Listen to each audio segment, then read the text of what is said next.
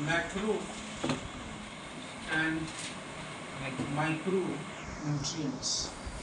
ठीक है, जैसे मैंने प्रीवियस क्लास में आपको बताया था कि एसेंशियल एलिमेंट्स बहुत सारे फंक्शंस परफॉर्म करते हैं। Not only they participate in the metabolic process. What is metabolism?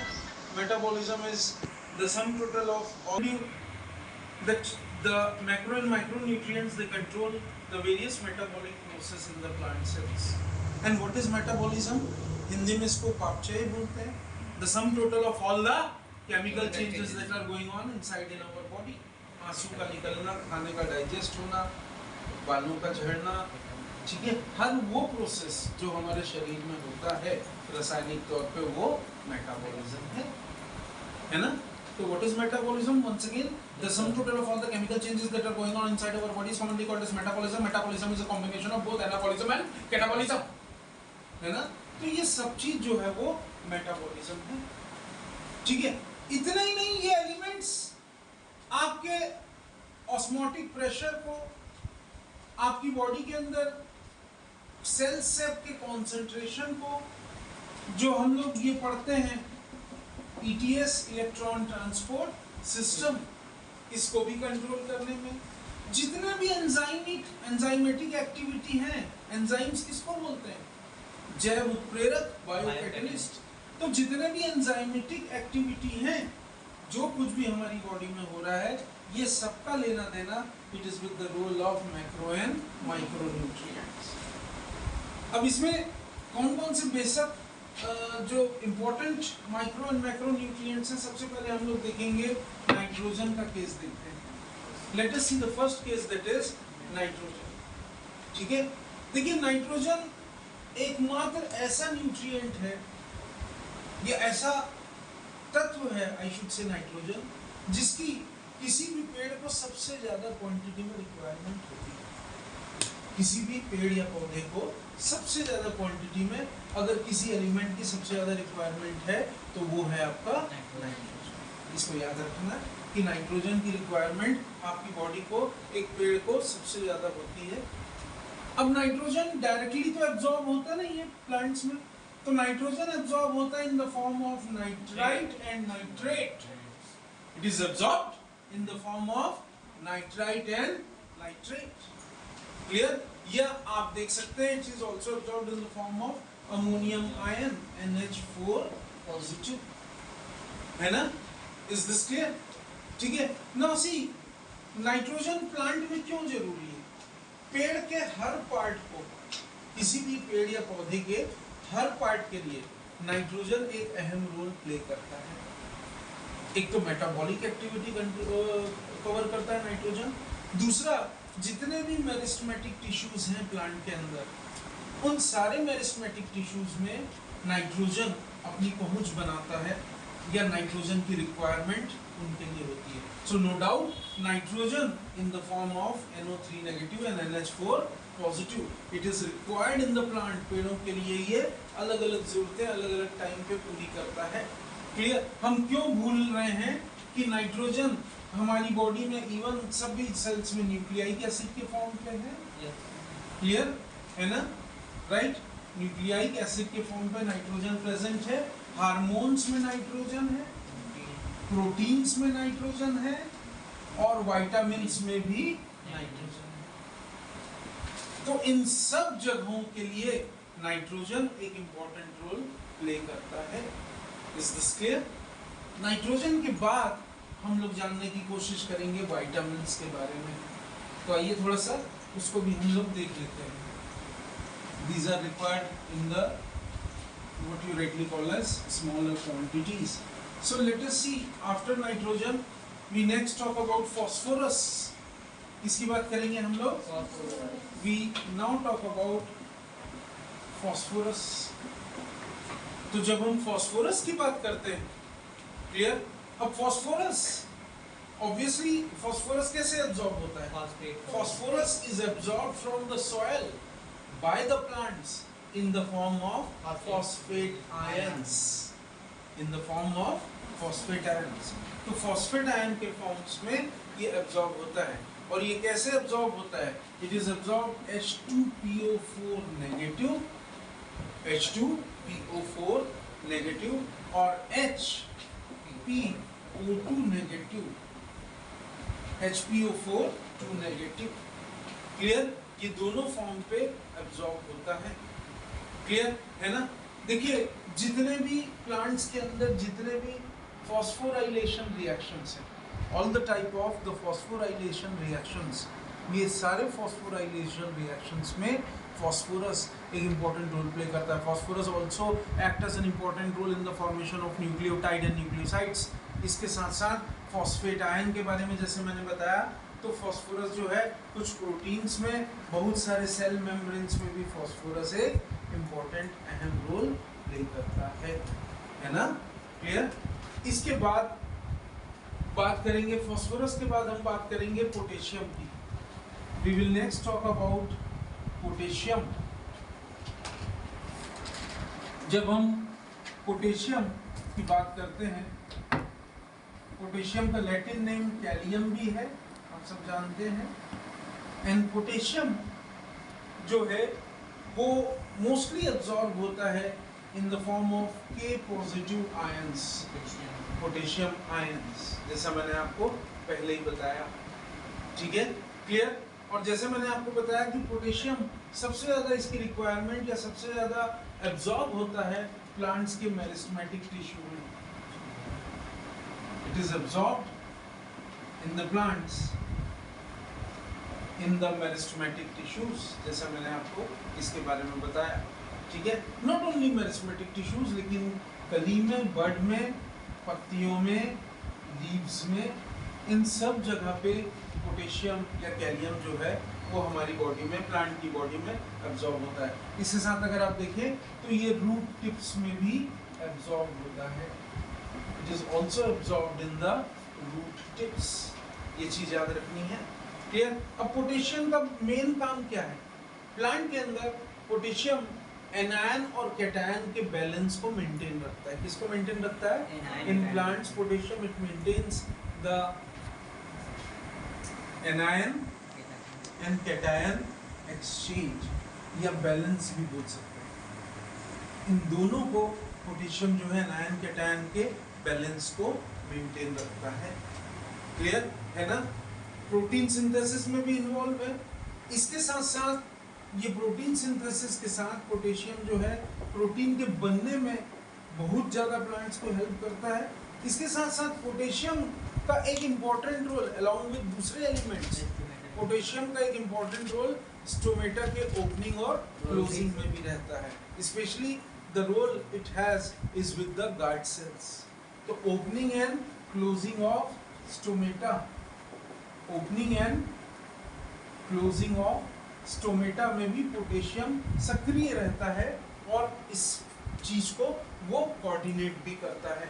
इसके साथ साथ पोटेशियम हम लोग देखेंगे कि जो सेल्स, मैंने आपको बताया था कि सेल्स टर्जिड है और सेल्स फ्लैसिड है, तो ये टर्जिडिटी और ये फ्लैसिडिटी ऑफ द जो सेल है। क्लियर? तो सेल की टर्जिडिटी को मेंटेन रखने में भी पोटेशियम एक इंपॉर्टेंट रोल प्ले करता है। किसमें रोल प्ले करता है? Turgidity of the cell, turgidity of cell, उसमें भी पोटेशियम एक अहम या इंपॉर्टेंट रोल प्ले करता है, जैसा मैंने आपको बताया था। पोटेशियम के बाद हम लोग जानने की कोशिश करेंगे what you rightly call as calcium. Let us talk about calcium. Calcium is basically present in the form of calcium ions in the plant. We all know calcium and phosphorus, what role they play in our body for our bones. In the same way, the calcium ions, if you see, plants calcium को calcium ion के form पे absorb करते हैं मिट्टी से, soil से, है ना? जमीन से absorb करते हैं। क्लियर? कैल्शियम, एनसीईआरटी बोलता है कि calcium is required by meristematic and different tissues. No, calcium is required to maximum part of the plant, not only meristematic but maximum part of the plant they require the calcium ions. इसकी जरूरत plant को अलग अलग जगह पड़ती है। Clear है ना? जैसे सेल डिवीजन में, सेल वॉल के सिंथेसाइजेशन में कैल्शियम आयन एक इंपॉर्टेंट रोल प्ले करता है, सेल डिवीजन में, सेल वॉल के सिंथेसाइजेशन में। क्लियर? और ये किस फॉर्म में होता है? जैसे लीफ में जो मिडिल लेमिला है, अगर आप देखेंगे तो there it is required in the form of calcium pectate. It is required in the form of calcium pectate where in the middle lamella of the leaf, in the middle lamella of the leaf, so it is required in the form of calcium pectate। ये चीज याद रखना है। Clear है ना?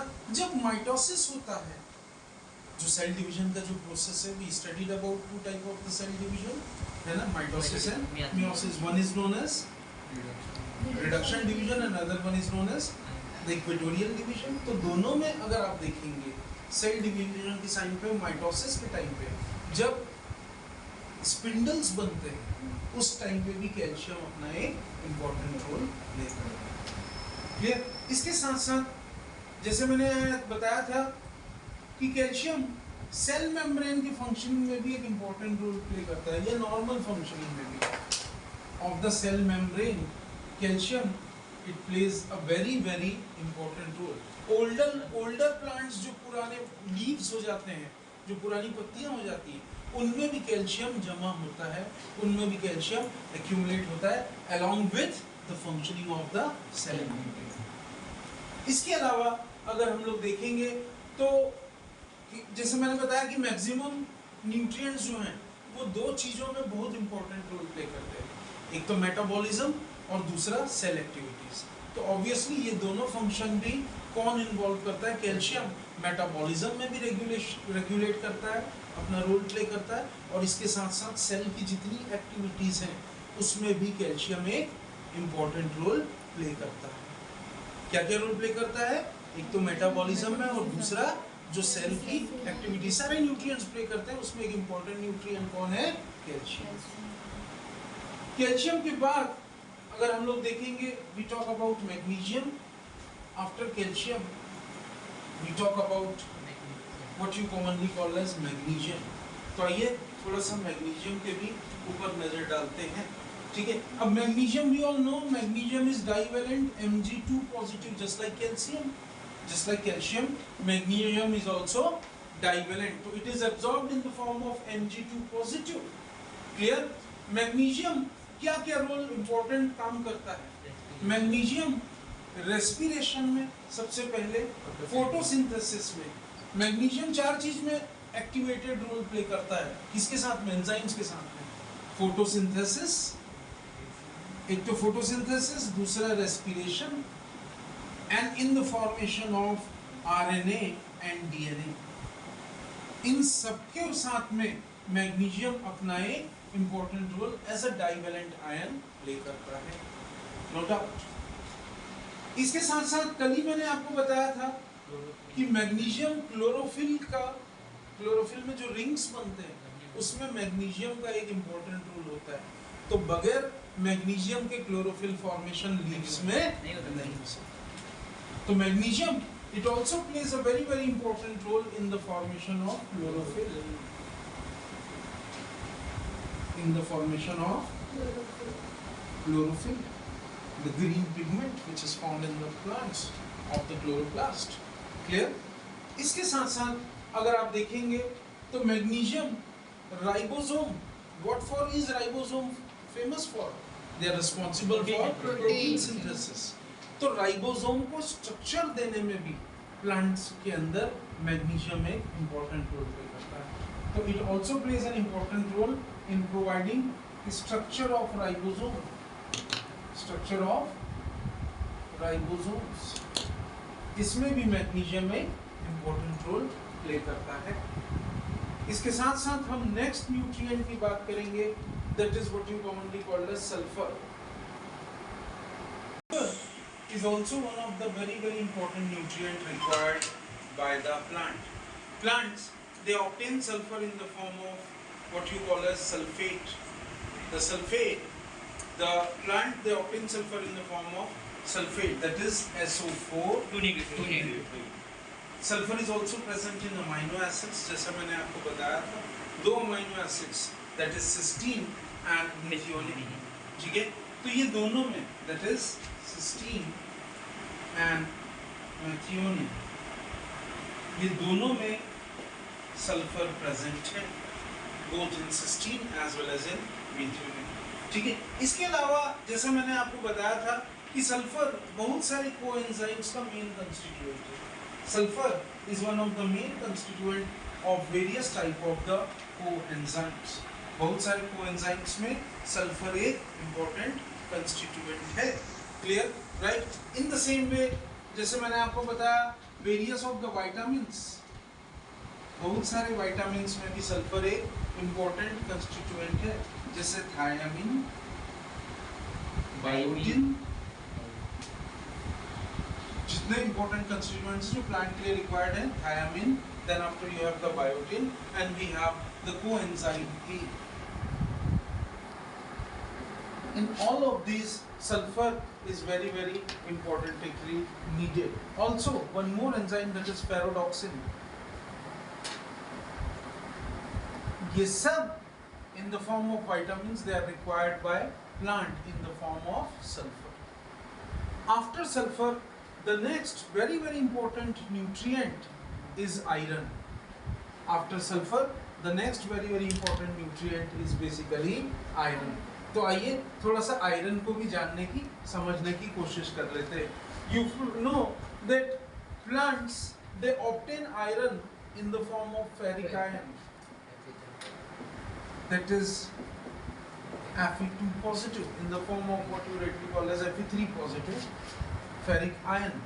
Iron सबसे important constituent जैसे nitrogen है, वैसे ही आयरन भी प्लांट्स के लिए एक बेहद इंपॉर्टेंट कंस्टिट्यूएंट है. क्लियर. दूसरे जितने भी माइक्रो न्यूट्रिएंट्स हैं उनके कंपैरिजन में आयरन का रिक्वायरमेंट प्लांट्स में ज़्यादा है. जैसे मैंने आपको कंपैरेटिवली नाइट्रोजन के कंपैरिजन में बताया था, तो आयरन और नाइट्रोजन दोनों they both are required in very very large amount. Clear. And जैसे मैंने आपको बताया था कि जो कंस्टिट्यूएंट ऑफ प्रोटीन है उसमें आयरन एक इम्पोर्टेंट रोल प्ले करता है. And this iron is required for the, जैसे मैंने बताया iron is required for the transfer of electrons. जैसे मैंने अभी आपको फेरिडॉक्सिन बताया था, तो ट्रांसफर ऑफ इलेक्ट्रॉन्स जैसे फेरिडॉक्सिन और साइटोक्रोम्स, किस तरह के electrons? It is ferredoxin as well as cytochromes. Along with this, you will find कि मैंने स्टार्टिंग में आपको बताया था कि ये ऑक्सीडाइज करता है, और ये ऑक्सीडेशन जो है वो रिवर्सिबली होता है. That means Fe3 positive is oxidised to Fe2 positive, and this is done basically as important constituent or nutrient, that is what you rightly call as iron. Clear है ना.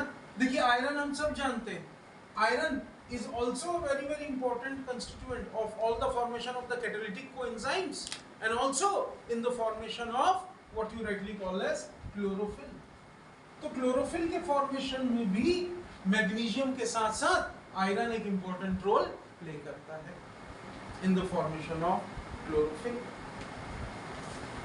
अब बात करेंगे नेक्स्ट एलिमेंट की. That next element is commonly called as manganese. Clear. अब जैसे मैंने आपको बताया था कि after iron also manganese is also a macronutrient, मतलब it is also required in variably larger amount. Manganese is absorbed in the plant in the form of manganese ion Mn2 positive. It is absorbed in the plants in the form of what you rightly call as manganese ion. So manganese is also required in large amount. Clear है ना. Manganese भी photosynthesis में एक important role play करता है. वो chlorophyll को manganese जो है वो क्या करता है? एक्टिवेट करता है. So no doubt manganese is also responsible in the formation of chlorophyll. So for the formation of chlorophyll, again manganese is important. तो हमने कौन कौन से एलिमेंट देखे जो क्लोरोफिल के फॉर्मेशन में हेल्प कर रहे हैं? मैग्नीशियम, आयरन और मैग्नीज। तो this is also important in the formation of, in the process of chlorophyll, जैसा मैंने आपको बताया था। And it is also important for the process of what you rightly call as photosynthesis, then respiration, and also in the various metabolic activities.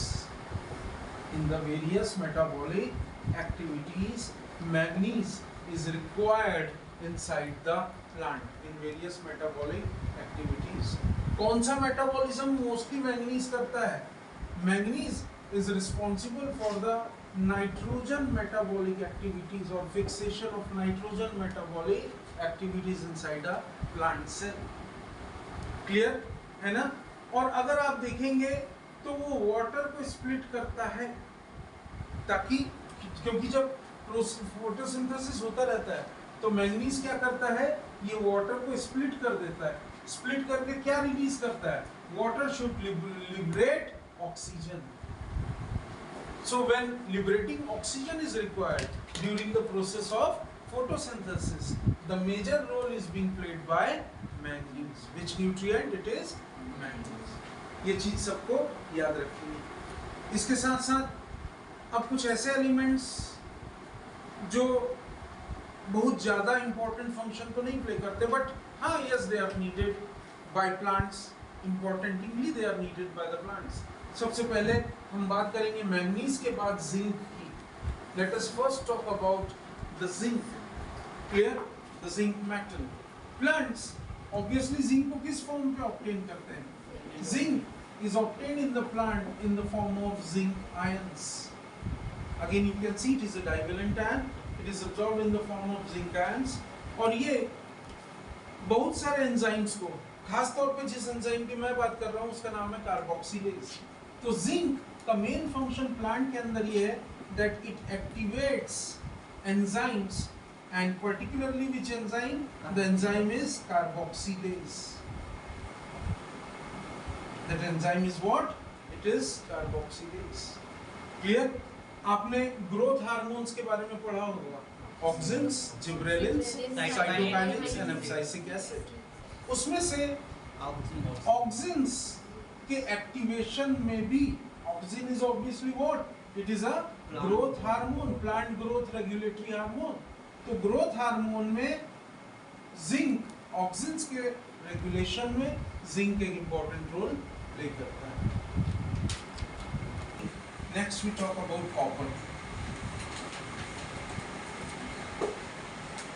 After zinc, next we talk about copper. Now see, copper is absorbed. Copper is also a very important component found in the plant, and copper is absorbed in the form of cupric iron. This is commonly called as cupric iron. So copper is absorbed in the form of cupric iron. Clear? सबसे important जो element है जो plant के metabolism में अपना एक important role play करता है, वो है copper. So the most significant and the most important element which is required in the plant for various type of metabolism, और the most important metabolism is actually copper. Copper plant के metabolism में एक important role play करता है. Clear? Copper भी जैसे iron है वैसे ही कॉपर भी बहुत सारे ऐसे रिएक्शन जो रिडॉक्स रिएक्शंस हैं, रिडॉक्स मतलब combination of reduction and oxidation reduction, उसमें कॉपर एक इम्पोर्टेंट रोल प्ले करता है. Just like iron, copper plays a very very important role. और जैसे हमने Fe3 पॉजिटिव को हमने Fe2 पॉजिटिव में ऑक्सीडाइज किया था, in the same way copper cupric ion is reversibly oxidised. कैसे रिवर्सिबली ऑक्सीडाइज्ड होता है? It is oxidised from Cu2 to Cu2 positive. After copper, we have boron. After copper, another nutrient element, that is what you call as boron. अब boron, जैसा मैंने आपको बताया था कि boron, if you see, it is absorbed in the form of BO3 2 negative and BO3 3 negative and another one is V4O7 2 negative. V4O7 2 negative. You must remember that boron, बगैर boron के calcium ion का proper utilisation नहीं हो सकता. So boron is required plants के लिए for the utilisation of calcium ion. What is most importantly needed is boron. Boron की जरूरत वहां पे पड़ती है. क्लियर. इसके साथ साथ बोरॉन मेम्ब्रेन फंक्शनिंग में भी एक इंपॉर्टेंट रोल प्ले करता है. Membrane functioning in the cell, not only its formation, बाकी उसके फंक्शनिंग में भी रोल प्ले करता है. इसके साथ साथ जितना भी पॉलन जर्मिनेशन प्लांट में होगा, उस पूरे पॉलन जर्मिनेशन में बोरॉन एक इंपॉर्टेंट रोल प्ले करता है. इन द सेम वे जब सेल अपने पोल्स की तरफ मतलब इलोंगेट होता रहता है, सेल इलोंगेशन में भी बोरॉन एक इंपॉर्टेंट रोल प्ले करता है. इसके साथ साथ जैसा मैंने आपको बताया था कि यू विल फाइंड कि दोनों चीजें, कार्बोहाइड्रेट के ट्रांसपोर्टेशन में, कार्बोहाइड्रेट को जब एक जगह से दूसरी जगह पहुंचाना है तो भी बोरॉन एक इंपॉर्टेंट रोल प्ले करता है. और इसके साथ साथ बोरॉन जो है वो सेल डिफरेंशिएशन में भी. तो बोरॉन के दो फंक्शंस और आ गए हमारे पास में. एक तो कार्बोहाइड्रेट ट्रांसपोर्टेशन या ट्रांसलोकेशन भी बोल सकते हैं आप इसको, ट्रांसपोर्टेशन, जिसमें बोरॉन जो है वो एक इंपॉर्टेंट रोल प्ले करता है. इसके साथ साथ it also plays in the cell differentiation, a very important role. Cell को डिफरेंशिएट होने में, सेल को डिवाइड होने में, सेल को नए स्ट्रक्चर्स लेने में भी हेल्प करता है. After boron we have molybdenum. What we have after boron, the next process is what you rightly call as molybdenum. तो आइए वो भी प्रोसेस एक बार देख लेते हैं. नाउ सी, जैसे मैंने आपको बताया था, plants they obtain molybdenum in the form of molybdate ion, that is MoO3 2 negative. So plants they obtain molybdenum in the form of molybdate ion.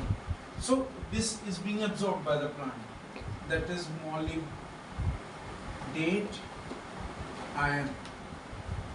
Along with that, जैसे मैंने आपको बताया था कि एक important significant role play करता है molybdenum बहुत सारे एंजाइम्स के फंक्शन में. बहुत सारे एंजाइम्स के फंक्शन में ये इंपॉर्टेंट कंपोनेंट है. और वो कौन कौन से एंजाइम्स? मोस्टली जो है nitrogenase and nitrate reductase, that is nitrogenase and nitrate reductase. इन दोनों के फॉर्मेशन में molybdenum is significantly required. Clear है ना. और ये दोनों की खास बात क्या है? नाइट्रेट रिडक्टेज और ये दोनों एंजाइम नाइट्रोजिनेस, ये नाइट्रोजन के मेटाबॉलिज्म में पार्टिसिपेट करते हैं. ठीक है. So they participate in what? They participate in nitrogen metabolism.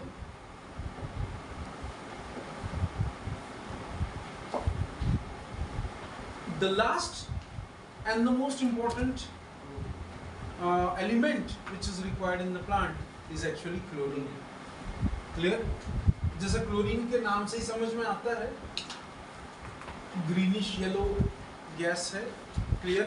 और अगर आप देखेंगे तो chlorine is absorbed in the form of chloride anion Cl negative. Chlorine is absorbed in the plants in the form of chloride anion. Clear. देखिए, plants में दो चीजें बहुत जरूरी हैं. क्लियर. जो सॉल्यूट कॉन्सेंट्रेशन और नाइट्रोजन कैटायन बैलेंस को मेंटेन करता है, दैट इज कौन कौन? सोडियम आयन और उसके साथ में पोटेशियम आयन. इसके साथ में क्लोरीन भी इन सारी चीजों को मेंटेन करने में हेल्प करता है. कौन कौन सी चीजों को मैंने बताया? एक तो सॉल्यूट कॉन्सेंट्रेशन और दूसरा एनायन कैटायन बैलेंस. कौन कौन सा? Solute concentration and anion cation balance. इसमें क्लोरीन भी अपना एक इंपॉर्टेंट रोल प्ले करता है. Is this clear? राइट. अब देखिए, फोटोसिंथेसिस के वाटर स्प्लिटिंग रिएक्शन में क्लोरीन एक इंपॉर्टेंट रोल प्ले करता है. किसमें? फोटोसिंथेसिस के वाटर स्प्लिटिंग रिएक्शन में, पानी को स्प्लिट करने में भी ये रोल प्ले करता है। और उससे क्या होगा, जब वाटर स्प्लिटिंग होती है फोटोसिंथेसिस में क्या रिलीज होता है, it releases oxygen. So these are all the important, what you rightly call as the micro and macronutrients and their role. इसके बाद हम नेक्स्ट क्लास में नेक्स्ट टॉपिक पे चर्चा करेंगे। Thank you.